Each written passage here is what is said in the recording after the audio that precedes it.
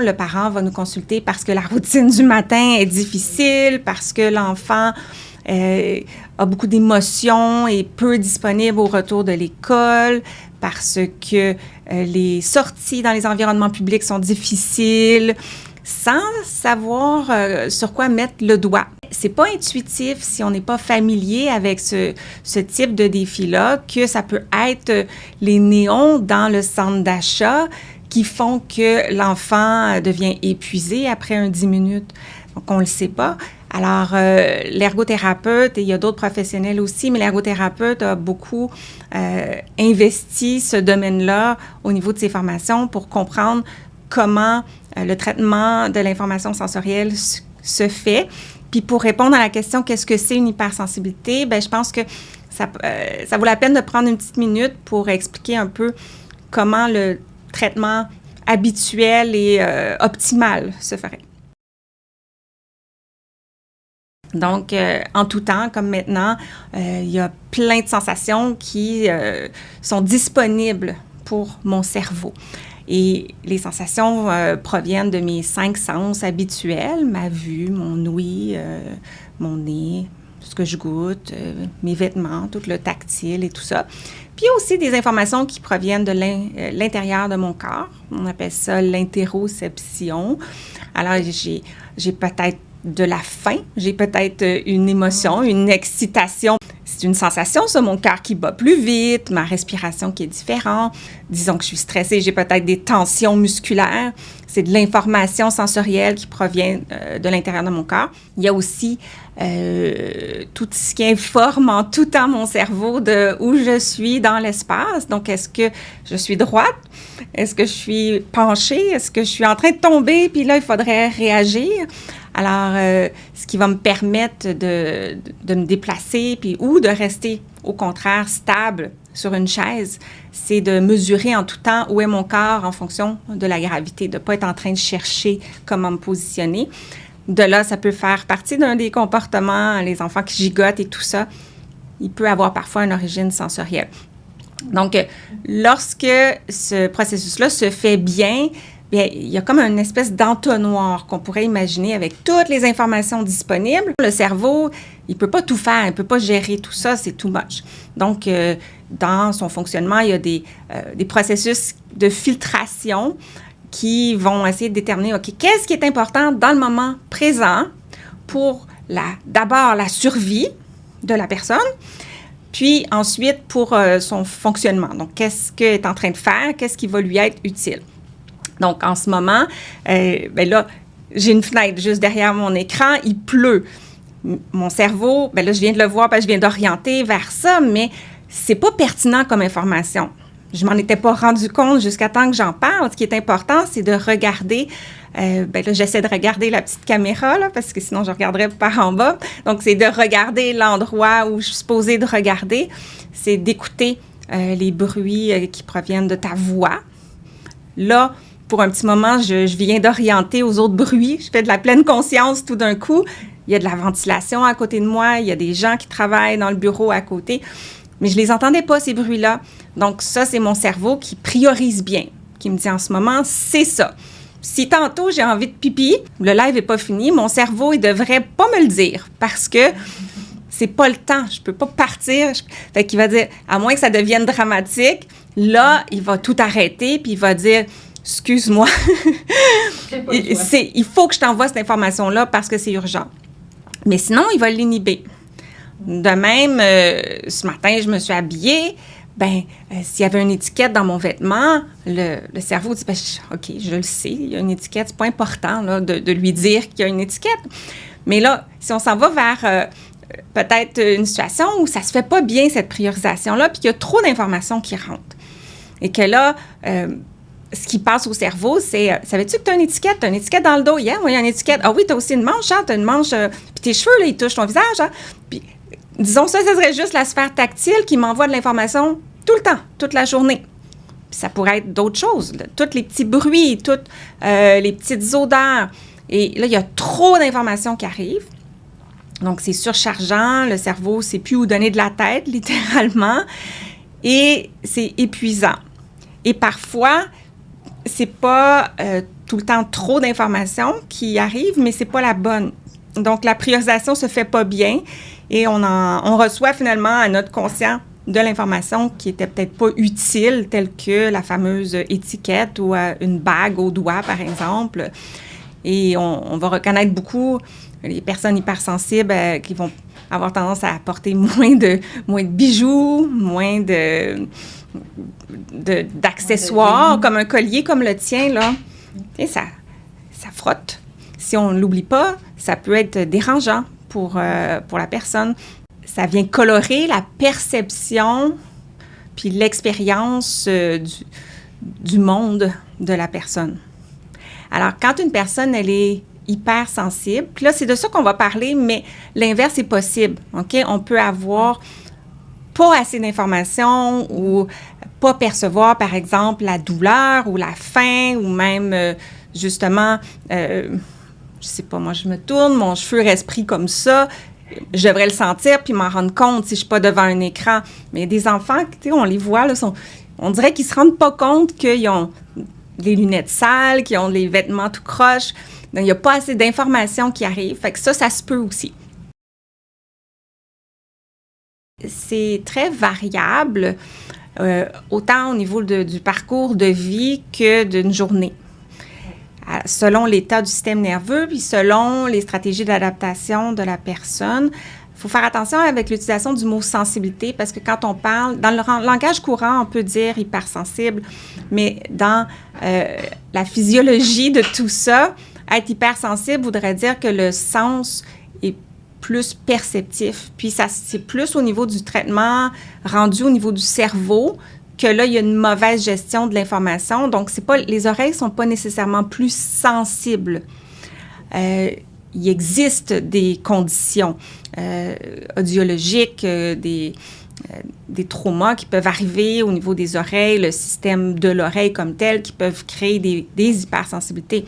Par exemple, au niveau de la peau aussi, si j'ai un coup de soleil, ma peau, elle est plus sensible. OK? Là, on est dans plus le récepteur sensoriel. Lorsqu'on parle des troubles du traitement de l'information sensorielle, c'est plus au niveau du cerveau que ça se passe. Donc, la peau est correcte, les oreilles sont correctes, les yeux sont corrects. Eux autres, ils fonctionnent bien. Alors, de là, quand on arrive à moduler, ajuster l'état du cerveau, donc si au lieu d'être comme ça, il est comme zen, puis comme approchons le monde, bien, à ce moment-là, la perception va être diminuée. Dans les troubles neurodéveloppementaux, ça fait souvent partie du portrait parce que le neuro vient du système nerveux. Donc, il y a des fragilités dans le système nerveux. Les troubles anxieux peuvent être associés pour une raison intéressante aussi à mentionner, c'est que le système nerveux n'est pas toujours dans le même état. Par exemple, lorsqu'on vient de se réveiller, on ne perçoit pas aussi bien tout ce qui est autour de nous ou quand on dort, puis c'est ça l'objectif, ça nous permet de rester endormi. Lorsqu'on est en situation de stress et qu'il y a du danger potentiel, les sens deviennent plus vigilants. Mes pupilles se dilatent, il y a plus de lumière qui vont rentrer. Ma peau se prépare à peut-être être touchée par un ennemi. Les sens s'activent pour survivre. Alors, quand une personne est dans un pôle anxieux en général, bien, on peut s'attendre que ses sens sont, d'une manière générale, un peu plus comme « Oh, il pourrait se passer quelque chose, je dois être prêt. Je dois être prêt à percevoir le plus de choses possible. » Et vice-versa, si je suis sensible à tout ça, je me sens agressée et ça vient... Je pense que mes cycles ne sont pas dans la bonne direction, là, mais ça vient augmenter mon anxiété. Donc, plus que je perçois des choses qui peuvent me paraître dangereuses, plus que je suis anxieuse, plus que je perçois des choses. Donc, il y a, que ce soit l'œuf ou la poule, dans les deux cas, la personne va être prône à vivre des handicaps en lien avec sa perception sensorielle.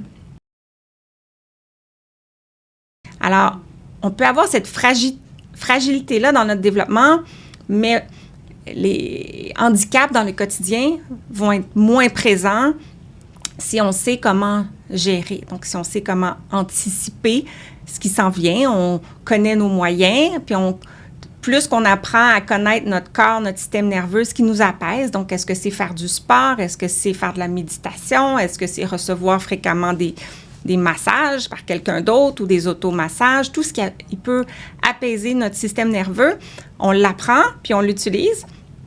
Et on organise aussi notre horaire quotidien de manière à être capable qu'il y ait assez de repos pour que le système soit disponible lorsque besoin. Alors, tantôt, je disais, moi, j'en avais enfant, mais j'en ai encore. Sauf que j'en souffre beaucoup moins parce que j'ai compris tout ça. J'ai eu la chance d'être ergothérapeute, donc je suis un peu... je suis pas mal outillée pour savoir justement comment ça fonctionne. Fait que j'en souffre moins. Je le sais quand est-ce que je peux me permettre des vêtements plus cute, puis pour combien de temps. Puis je le sais que si ça commence à surcharger, j'ai amené des rechanges. Donc, j'ai pas de stress par rapport à mon quotidien. Comme un enfant qui comprend pas ce qui lui arrive et comme un enfant qui est accompagné d'un parent qui comprend pas ce qui lui arrive. Donc, si l'enfant est comme « je veux pas aller à l'école, je veux pas y aller, j'aime pas ça », si l'enfant est pas conscient que parce que sa peau est en train de surcharger à cause des vêtements, puis il n'est pas capable de le nommer parce que ça a toujours été comme ça. Si toi, demain, tu es hypersensible du côté de tes vêtements, puis tu l'étais pas, là, tu vas remarquer « hey, là, il me semble que ça me dérangeait pas avant, là, ça me dérange ». Fait qu'il n'est pas capable de dire que l'étiquette est dérangeante. Et à ce moment-là, le parent, lui, perçoit un enfant qui fait une crise, qui ne veut pas aller à l'école. Ça ressemble à un caprice. Je veux mettre mon chandail avec les princesses. Mais là, tu l'as mis 2 fois cette semaine, chérie. Mais c'est parce que le chandail avec les princesses, il est lousse, puis il est en coton, puis ça fait 1 an que tu l'offres, donc il n'y a plus rien de rugueux à l'intérieur de ça. Mais l'enfant ne peut pas le nommer. Le parent ne peut pas facilement inférer que c'est à cause de la texture du chandail. Donc, on se dit, là, c'est un caprice. Elle veut juste des chandails de princesse, mais c'est pas nécessairement ça. Fait que c'est de pouvoir comprendre pour valider avec notre enfant qu'est-ce qu'il vit. Parce que sinon, il est tout seul là-dedans. Son sentiment de sécurité est complètement ébranlé parce que lui est vraiment en train de vivre quelque chose. Lui, il est en danger. Il se sent en danger et il se sent seul dans ce danger-là, où il commence à questionner ses propres sentiments.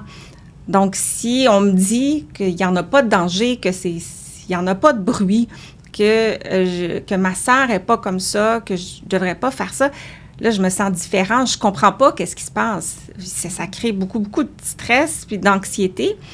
De là, l'idée, c'est vraiment d'abord que l'enfant se sente en sécurité parce que son corps ne l'est pas, son cerveau ne l'est pas, de savoir qu'il n'est pas tout seul, de dire je le vois que tu n'es pas bien, on va essayer de trouver une solution, je comprends que tu n'as pas le goût de partir avec ce chandail-là ou d'aller à l'école, ou c'est souvent un gros problème l'hiver, par exemple les cache-cous, tout ça, les salopettes, et le chandail se déplace à l'intérieur. Il y a un moment donné que l'enfant, moi j'en ai rencontré plusieurs, c'est les petites culottes. De nos jours, il y a eu beaucoup, beaucoup d'évolution, hein? Je fais du coq à l'âne, mais il y a des chandails sans étiquette, des culottes sans couture, des bas sans couture. Puis ça, c'est parce qu'il y en a beaucoup de gens dans la société qui sont mal à l'aise avec ça. Mais il n'y en avait pas de ça avant. Et des enfants qui ne voulaient pas mettre de sous-vêtements ou de bas, quand c'est l'hiver, c'est problématique. Puis l'enfant a besoin d'abord qu'on lui dise « Je comprends que c'est une expérience désagréable pour toi de mettre des bas, mais il fait moins 30 et tu n'as pas le choix. » Là, on lui explique ça comme il faut, mais je comprends que ça va être très difficile rendu à l'école. Ton enseignant le sait que c'est difficile et tu pourras enlever tes bas, par exemple, ou mettre des pantoufles, ou enlever... qu'on peut adapter selon l'âge, selon les circonstances, mais c'est pas de dire, voyons, mets donc tes bas, c'est ça qu'il faut faire. Si l'enfant se sent compris, il va passer à travers le défi beaucoup plus facilement. Il va être capable aussi, ça c'est l'autre stratégie, de savoir quand est-ce que le défi sensoriel va se terminer, quand est-ce que je vais être de nouveau en sécurité. Donc, lorsqu'il s'agit d'un vêtement qui doit être porté, il faut que l'enfant sache quand est-ce qu'il va pouvoir l'enlever, en ressortir. Lorsque c'est un bruit, comme, disons, l'aspirateur, le mélangeur à la maison, c'est pas agréable, là. C'est pas des bruits le fun à écouter comme tel. Mais nous, comme adultes, on comprend que c'est de courte durée, puis on a le goût d'avoir le résultat des beaux cheveux, la maison propre ou le smoothie au bout du compte. L'enfant, il n'est pas autant conscient de ça. Plus il est petit, moins il comprend tout ça. Fait que lui, quand le mélangeur part, ben lui, là, il est en fight or flight. Il ne sait pas que ça va durer juste 30 secondes. Puis si, par exemple, on prend juste le temps d'aller le voir juste avant pour dire « c'est l'heure du smoothie, je sais que tu n'aimes pas le bruit, veux-tu t'éloigner? » Parce que une fois qu'on part, le mélangeur, le cerveau rentre, comme je disais, en réaction de défense, puis là, il est trop tard. On ne peut plus raisonner avec l'enfant ni ce cerveau. Fait qu'on l'avise avant. Veux-tu t'éloigner? Veux-tu des coquilles? Si t'en as, ça ne durera pas longtemps. Avec il se sent respecté, se sent validé et il est prêt à approcher, dans le fond, la situation avec des moyens. Puis, comme dans les endroits publics, les séchoirs à main qui sont très, très agressants pour tous, bien, ça peut faire peur à un enfant d'être obligé d'aller à la salle de bain dans ces endroits-là. Fait qu'on peut d'abord dire, regarde, on peut amener notre propre serviette si jamais il n'y a pas de petit papier brun à côté. Puis, prépare-toi. Si on voit qu'il y a des gens dans la salle de bain, des gens en train de laver leurs mains quand on arrive, c'est fort probable que ça parte. Donc, couvre tes oreilles avec tes mains, d'anticiper, de ne pas faire comme si ça n'existait pas, puis que l'enfant il est constamment surpris par des attaques pour lesquelles il n'est pas prêt. Puis il va être disponible à la résolution de problèmes. Donc, cette situation-là, il y a quelque chose qui t'agresse là-dedans. Maintenant, cherchons une solution. Si on n'a pas ce contexte-là où l'enfant se sent en sécurité, l'adulte qui tente d'aider l'enfant devient une autre agression. Puis de là, d'en avoir parlé beaucoup avec l'enfant en dehors des contextes, parce que qu'est-ce qu'on fait quand on veut aider un enfant qui est pas bien ou qui pleure? On le touche, on lui parle. Puis ce sont les choses que l'enfant, il n'a pas besoin. Quand il est dans cette situation-là, il a besoin qu'on lui parle pas, puis qu'on le touche pas, puis qu'il y ait le moins de choses qui bougent autour.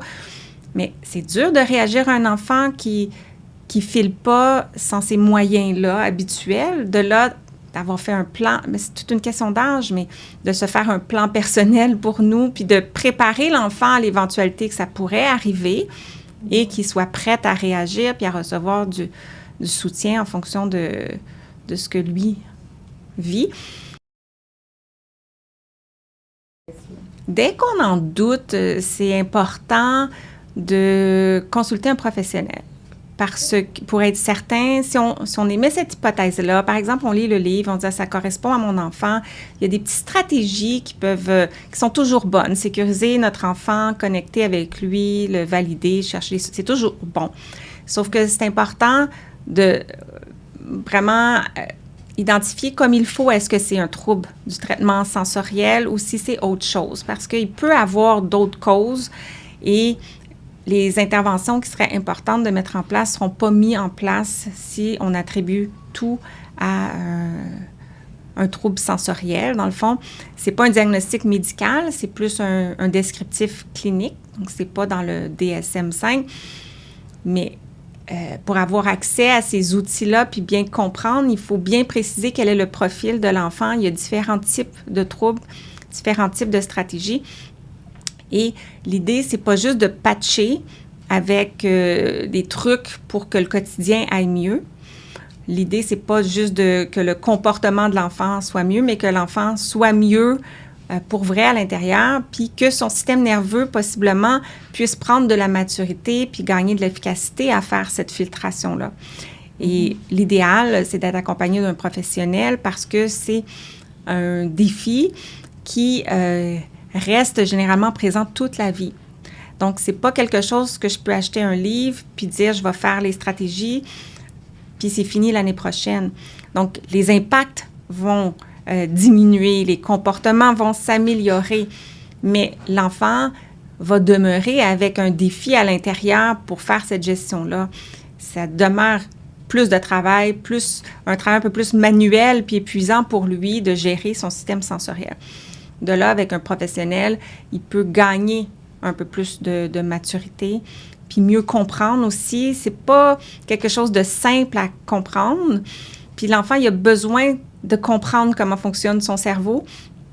De là, un professionnel qui s'y connaît bien va pouvoir avoir des jeux puis toutes sortes de moyens d'expliquer à l'enfant un peu son propre mode d'emploi pour gérer ses sens.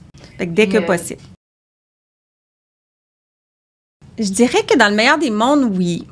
OK? Et j'aime bien croire que j'ai mis beaucoup d'informations, par exemple, dans ce livre-là et qu'il y a beaucoup d'autres livres qui sont bons aussi, qui existent, et que si on sent comme parent qu'on a très, très, très bien compris la problématique, à ce moment-là, oui, on peut accompagner notre enfant par nous-mêmes, mais c'est souvent à ce niveau-là qu'il faut d'abord travailler, c'est que l'entourage comprenne bien ce qui se passe et que la notion qu'on n'intervient pas sur les sens, mais bien sur le système nerveux, elle n'est pas toujours facile à saisir. On ne parle pas de désensibilisation quand on est dans un trouble sensoriel. C'est pas de s'habituer. Puis ça, c'est ce qui peut être intuitif de faire. Donc, on va y aller graduellement, puis on va t'habituer au bruit du séchoir dans les endroits publics. Ça ne va jamais fonctionner. C'est pas comme un trauma ou une phobie. Le système nerveux ne pourra jamais le gérer. Il faut apprendre à gérer le système nerveux lui-même, qui, lui, on lui montre comment se calmer, s'apaiser pour être plus tolérant lorsque les agresseurs sont là.